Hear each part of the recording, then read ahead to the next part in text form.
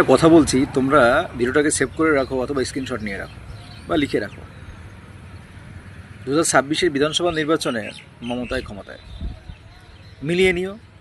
যে পরিসংখ্যানই দেখো, পশ্চিমবঙ্গে এই 2026-এর বিধানসভা নির্বাচনে আবার আমাদের শেরি বেঙ্গল, আমাদের মাননীয় মুখ্যমন্ত্রী মামাটি মানুষের সরকার মমতা বন্দ্যোপাধ্যায় ক্ষমতায় আসবে।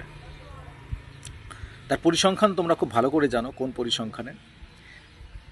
প্রধানত আমাদের অপোনেন্ট যারা রয়েছে, মানে যাদের ক্ষমতায় আসার সম্ভাবনা রয়েছে, প্রধান বিরোধী দল বিজেপি, তাদের না আসার কিছু গুরুত্বপূর্ণ কারণ রয়েছে। নাম্বার ওয়ান, ফার্স্ট কারণ হচ্ছে সংখ্যালঘু মুসলিম ভোট। আমি স্পষ্ট বলতে ভালোবাসি, সংখ্যালঘু মুসলিম ভোট পাবে না।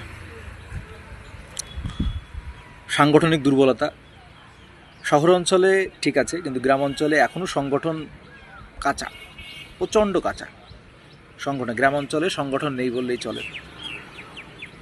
আরও অনেক ব্যাপার আছে, কিন্তু আবারও বলছি, লিখে রাখো বিষয়টা, যে এবারে 26-এর বিধানসভা নির্বাচনে আবার আমাদের মাননীয় মুখ্যমন্ত্রী মমতা বন্দ্যোপাধ্যায় ক্ষমতায় আসছে।